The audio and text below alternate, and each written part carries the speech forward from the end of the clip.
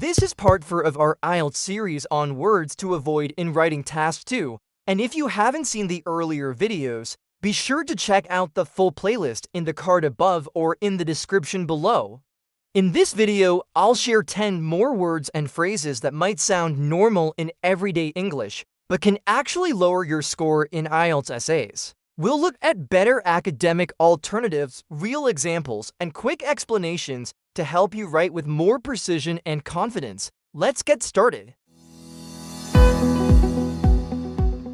Let's begin with the word sucks. This word is extremely informal and even a bit slangy or rude, depending on how it's used. In IELTS Writing Task 2, which requires formal academic tone, using sucks can instantly bring down the quality of your writing. So what should you say instead, depending on the meaning? Use formal alternatives like is inadequate, is disappointing, is of poor quality, or is ineffective. Let's look at an example. The public transport system sucks in some cities.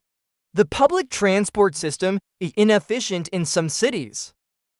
Why is the second version better? It's clear, respectful, and academic. It avoids emotional or harsh language and communicates the same idea with precision, which is exactly what IELTS examiners expect. So stay away from casual or harsh words like sucks and express your opinion in a formal and respectful way. Let's continue with the next word. Next up, yup and nope. These are casual ways of saying yes and no, and while they're fine in texting or friendly conversation, they're completely inappropriate in IELTS Writing Task 2. They sound too informal, vague, and unprofessional. So what should you use instead? Simply use the full and formal versions. Yes, no, or use more academic structures like it is true that, it is not the case that, or this is incorrect. Let's look at an example. Nope, governments shouldn't allow that. It is not advisable for governments to allow that. Why are the corrected versions better? They sound formal, respectful, and academic. In IELTS writing, tone matters, and using slang like yup or nope can make your essay feel unpolished or careless. So always write with clarity and informality. No shortcuts in Task 2. Let's move on to the next word. Now, let's talk about the phrases goes up and goes down. These are simple and common, but in IELTS Writing Task 2, especially in academic essays or when describing trends, they're too basic and informal. They don't reflect the range or accuracy expected at Band 7 or above. So what should you say instead? Use more formal and specific alternatives like increases, rises, grows, declines, decreases, or drops, depending on the context. Let's look at an example. Pollution levels go down when fewer cars are on the road. Pollution levels decrease when fewer cars are on the road. Why are the second versions better? They use precise academic vocabulary that clearly expresses change. Replacing casual phrases like goes up and goes down shows your control of more formal language, which helps improve your lexical resource score. So skip the simple phrasing and aim for accuracy and variety. Let's move on to the next word. Let's take a look at the phrase loads of. This is a very casual way to say a lot of, and while it's common in spoken English, it's too informal for IELTS Writing Task 2. It lacks precision and sounds out of place in academic writing. So what should you use instead? Use more formal alternatives like many, a large number of, numerous, or a great deal of, depending on whether you're talking about countable or uncountable nouns. Let's look at an example. Loads of people support the idea of working from home. A large number of people support the idea of working from home. Why are the improved versions better? They are clear, formal, and academically appropriate. Replacing vague or casual expressions like loads of shows a stronger vocabulary and a better understanding of tone.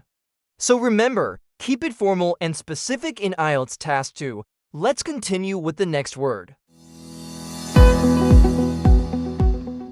Next up is the word pretty, not as an appearance, but as an intensifier, like in pretty good or pretty difficult. While this is common in spoken English, in IELTS Writing Task 2, pretty is too vague and informal.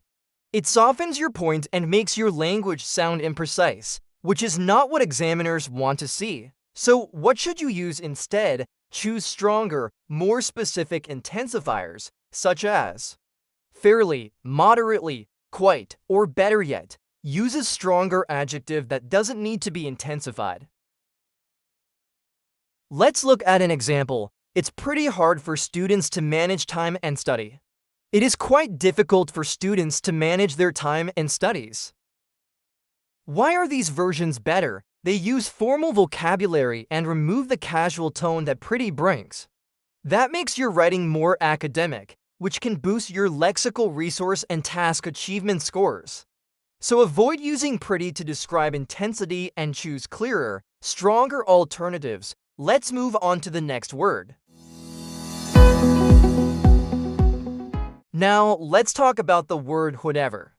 In casual speech, whatever is often used to dismiss something or to show indifference, but in IELTS Writing Task 2, it's too vague, informal, and sometimes even disrespectful.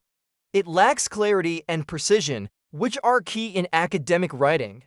So what should you say instead? Depending on the context, try using. Regardless of what, any option that, no matter what, or whichever, all of which are more formal and specific. Let's look at an example. People should have the right to choose whatever job they want. People should have the right to choose whichever career path they prefer. Why are the second versions better? They sound thoughtful, respectful, and academically appropriate. They clarify the idea without sounding dismissive or vague, which helps improve both your tone and vocabulary score. So stay away from general, casual words like whatever, and choose phrases that are accurate and formal. Let's continue to the next word. Let's take a look at the phrase to be honest. While it might sound natural in conversation, in IELTS Writing Task 2, to be honest is too personal, informal, and unnecessary. Academic writing should be objective and confident, and this phrase can make your arguments sound like personal opinions or even emotional confessions. So what should you use instead? In most cases, it's best to remove the phrase entirely and simply state your point directly. But if you need a softer tone, you can use. It could be argued that, admittedly, or it is worth noting that, all more formal and appropriate for an essay. Let's look at an example. To be honest, the government hasn't done enough to fix the problem. It could be argued that the government's response has been insufficient. Why are the improved versions better? They maintain an academic and objective tone while clearly expressing your opinion. To be honest adds nothing to your argument and might even weaken it. So be clear, be confident, and skip the personal language. Let's move on to the next word. Next on the list is the phrase a bit of a problem. This expression is common in spoken English, but in IELTS Writing Task 2, it's too informal and vague. It sounds like you're minimizing the issue instead of clearly explaining it, which can weaken your argument. So what should you say instead? Use more precise and formal alternatives like a significant issue, a challenge, a concern, or simply a problem, depending on the severity and context. Let's look at an example. Unemployment is a bit of a problem in some regions. Unemployment is a serious issue in some regions. Why are these versions better? They avoid soft or vague language and help your writing sound clear, confident, and academic. This is especially important for your task achievement and lexical resource scores. So in your essay, don't soften your message with a bit of a problem. Express your ideas with clarity and strength. Let's continue with the next word. Let's talk about the word horrible. This word is emotional, subjective, and too informal for academic writing. It expresses strong personal feelings rather than an objective evaluation, which can weaken your argument in IELTS Writing Task 2. So, what should you say instead? Use more formal and precise words such as unpleasant, problematic, serious, harmful, or concerning, depending on what you're describing. Let's look at an example. Traffic in big cities is horrible during rush hour. Urban traffic becomes highly problematic during peak times. Why are the second versions better? They are objective, descriptive, and formal, exactly the tone IELTS examiners are looking for. Horrible is too emotional and doesn't provide real information. So replace strong emotional words with measured, academic vocabulary to boost your score. Let's move on to the final word in this video.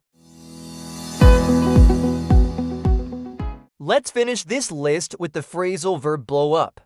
While it's commonly used in casual speech to mean explode or get much bigger, in IELTS Writing Task 2, it's far too informal and dramatic. Academic writing calls for precision, not slang or exaggeration. So what should you say instead, depending on the meaning? Use more formal alternatives like explode, increase rapidly, escalate, intensify, or expand significantly. Let's look at an example. Tensions between the two countries could blow up at any time. Tensions between the two countries could escalate at any time. Why are the improved versions better? They are measured and formal, which helps maintain the serious and objective tone expected in academic writing. Phrasal verbs like blow up can make your essay sound too casual or even unclear. So skip the slang and use words that demonstrate control and clarity. And that's the end of part 4 in our series on words to avoid in IELTS Writing Task 2. Each time you upgrade your vocabulary and remove these informal words, you're building stronger, more academic essays and getting closer to a band 7 or higher. Which word on today's list surprised you the most? Let me know in the comments. Like this video if it helped you. Subscribe for more IELTS tips. And don't forget to check the full playlist, linked in the description and in the card above. See you in the next lesson.